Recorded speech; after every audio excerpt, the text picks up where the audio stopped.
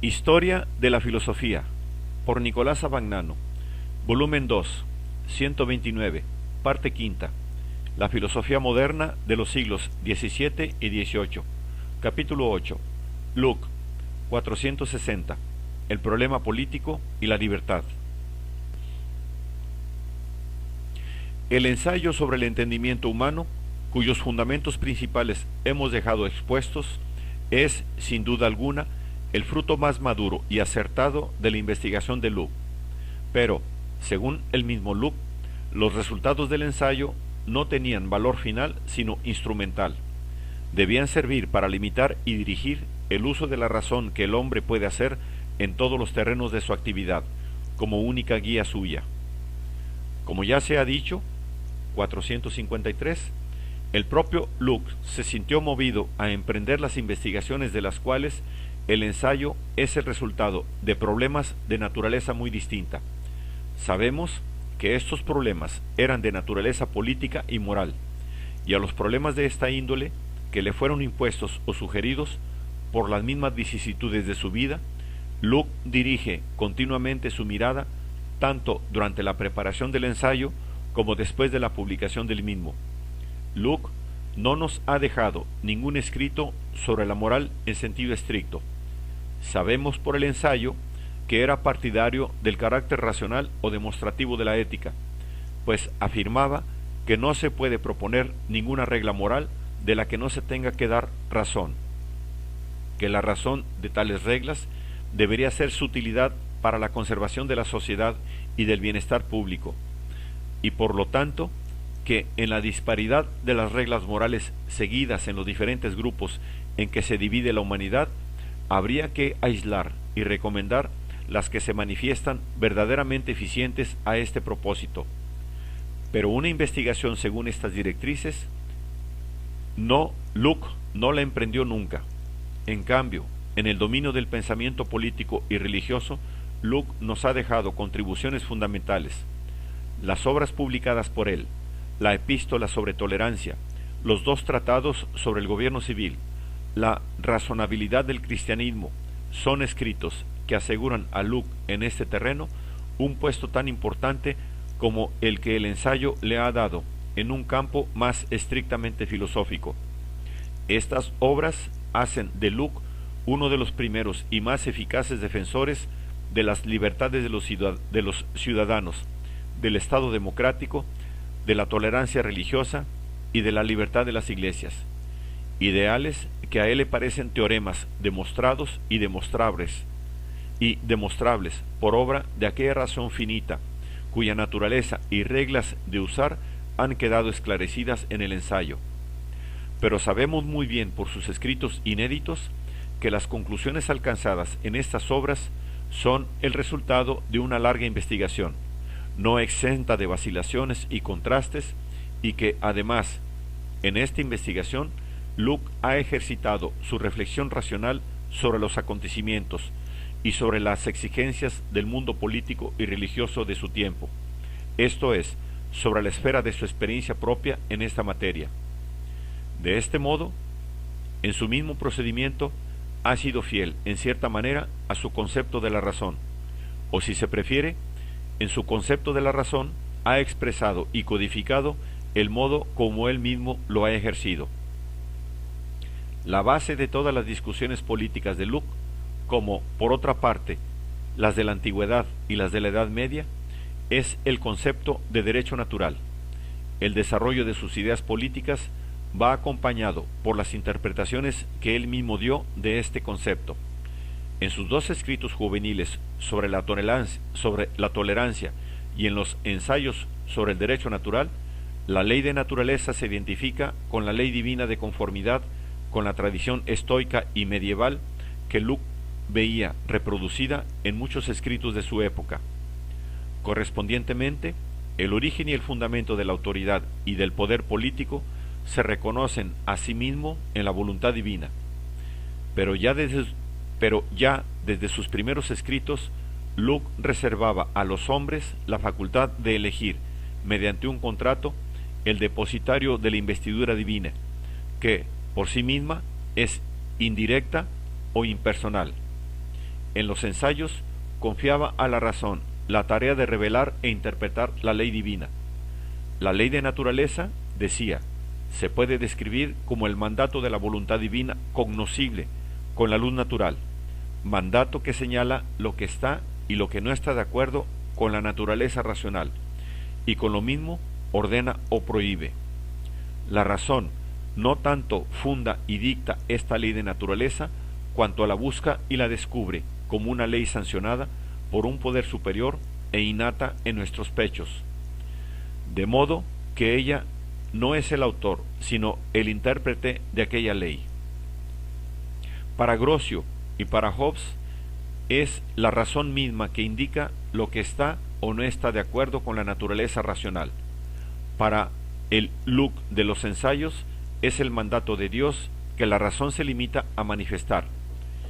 El límite de la razón para su ejercicio en el campo político es, en estos primeros escritos, no sólo un límite inferior, proporcionado por el material sobre el que debe operar la razón, sino también un límite superior constituido por la voluntad divina. En los tratados sobre el gobierno civil, o sea, en la obra que expresa el punto de vista de Locke en el que se detuvo en su madurez, el límite superior ha desaparecido. La ley de naturaleza adquiere, a los ojos de Locke, su autonomía racional, pero su límite inferior permanece porque ella recibe su contenido de la experiencia, que en este caso es la experiencia de la vida humana asociada. El primero de los dos tratados está destinado a refutar las tesis contenidas en el Patriarca o el poder natural de los reyes, 1680, de Robert Filmer, muerto en 1653, según el cual el poder de los reyes deriva por derecho hereditario de Adán, a quien le fue conferida por Dios la autoridad sobre todos sus descendientes y el dominio del mundo. El segundo de los dos tratados contiene la parte positiva de la doctrina. Según Locke, existe una ley de naturaleza que es la razón misma en cuanto tiene por objeto las relaciones entre los hombres y que prescribe la reciprocidad perfecta de tales relaciones. Locke, al igual que Hobbes, vincula estrechamente esta regla de reciprocidad con la de la igualdad originaria de los hombres, pero, a diferencia de Hobbes, considera que esta regla limita el derecho natural de cada uno con un derecho igual de los demás. Dice Locke, el estado de naturaleza se gobierna por la ley de naturaleza, que obliga a todos, y la razón, la cual es esta ley, enseña a todos los hombres, con tal que quieran consultarla, que, siendo todos iguales e independientes, ninguno debe dañar a nadie en la vida, en la salud, en la libertad ni en la propiedad. Esta ley de naturaleza vale para todos los hombres en cuanto hombres, sean o no ciudadanos. En el estado de naturaleza, esto es, anteriormente a la constitución de un poder político, ella es la única ley válida, de modo que la libertad de los hombres en este estado consiste en no estar sometido a ninguna voluntad o autoridad ajena, sino en respetar solamente la norma natural. Pero ni aun en este estado la libertad consiste para cada uno en el vivir como le plazca. El derecho natural del hombre se limita a la propia persona, y por lo tanto es derecho a la vida, a la libertad y a la propiedad, en cuanto ésta es producida por el propio trabajo. Indudablemente, este derecho implica también el de castigar al ofensor y el de ser ejecutor de la ley de la naturaleza. Pero tampoco este derecho implica el uso de una fuerza absoluta o arbitraria, sino sólo aquella reacción que la razón señala como proporcionada a la transgresión.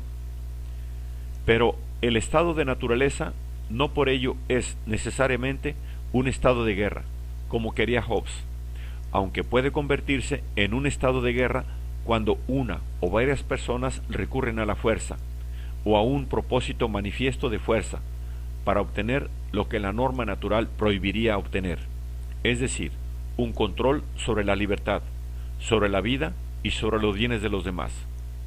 Precisamente para evitar este estado de guerra, los hombres se organizan en sociedades y abandonan el estado de naturaleza, porque un poder al que se pueda apelar para obtener ayuda excluye la permanencia indefinida en el estado de guerra. Pero la constitución de un poder civil no quita a los hombres los derechos de que disfrutaban en el estado de naturaleza, salvo el hacerse justicia por sí mismo, ya que la justicia del poder civil consiste en su eficacia para garantizar a los hombres pacíficamente estos derechos. Si la libertad natural consiste para el hombre en ser limitado solamente por la ley de naturaleza, que es la razón misma, la libertad del hombre en la sociedad consiste en no estar sometido a más poder legislativo que al establecido de común acuerdo, ni estar sujeto al dominio de otra voluntad, ni a la limitación de más ley que la que este poder legislativo establezca de acuerdo con la confianza depositada en él. En otros términos, el consentimiento de los ciudadanos, en el que tiene su origen el poder civil, hace de este poder un poder elegido por los mismos ciudadanos y por ende, al mismo tiempo, un acto y una garantía de libertad de los mismos ciudadanos. En consecuencia, la ley natural no implica, como afirmaba Hobbes, sino que excluye que el contrato que da origen a una comunidad civil forme un poder absoluto o limitado. El hombre, que no tiene ningún poder sobre la propia vida, que por ley de naturaleza tiene el deber de conservar, no puede, por un contrato, hacerse esclavo de otro y ponerse a sí mismo bajo un poder absoluto que disponga de su vida como le plazca. Solamente el consentimiento de los que participan en una comunidad establece el derecho de dicha comunidad sobre sus miembros, pero este consentimiento, al ser un acto de libertad, o sea, de elección, va también dirigido a mantener y garantizar esta misma libertad, y no puede convalidar el sometimiento del hombre a la voluntad inconstante, incierta y arbitraria de otro hombre.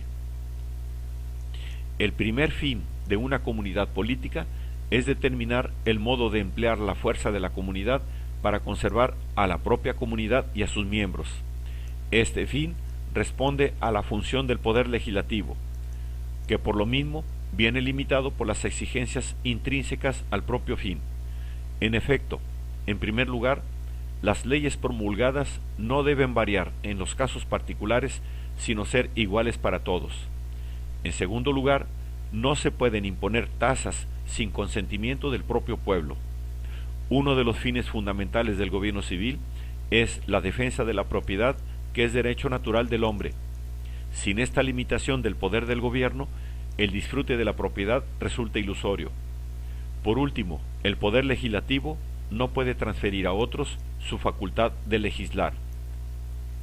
Junto al poder legislativo, que ha de ser ejercitado por una asamblea y separado del mismo, existe un poder ejecutivo, al cual se transfiere la ejecución de las leyes formuladas por el primero. Locke distingue del poder ejecutivo un poder federativo, que tiene por objeto representar a la comunidad frente a las otras comunidades o ante los individuos ajenos a la misma, y al que competen las decisiones en torno a la guerra y a la paz, alianzas, leyes, etc. El poder ejecutivo y el federativo tienen que estar en las mismas manos, pues son prácticamente inseparables. Después de la constitución de una sociedad política, el pueblo conserva el poder supremo de suprimir o alterar el poder legislativo. En ningún caso, la constitución de una sociedad civil significa que los hombres se entregan ciegamente a la voluntad absoluta y al dominio arbitrario de otro hombre. Por eso, cada uno conserva el derecho de defenderse contra los mismos legisladores, cuando éstos sean tan locos o malvados que pisoteen las libertades y las propiedades de los súbditos. Los ciudadanos conservan este mismo derecho frente al poder ejecutivo, el cual, por su propia naturaleza, está sometido al poder legislativo y debe dar cuentas a éste acerca de sus decisiones. Y aunque posea la prerrogativa de aplicar las leyes con la amplitud y la elasticidad correspondiente a cada caso, encuentra siempre un límite de esta prerrogativa en las exigencias del bien público. Por lo tanto, el poder legítimo está estrechamente vinculado. La diferencia entre la monarquía y la tiranía, que es una usurpación de poder, consiste en lo siguiente: que el rey tiene a las leyes como límites de su poder y hace del bien público el fin de su gobierno, pero el tirano lo subordina todo a su voluntad y a su apetito.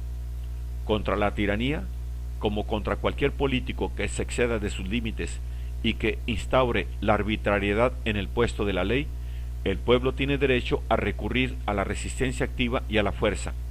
En este caso, la resistencia no es rebelión, sino más bien la resistencia contra la rebelión de los gobernantes a la ley y a la naturaleza misma de la sociedad civil. El pueblo viene a ser juez de los gobernantes y en cierto modo se apela al juicio mismo de Dios.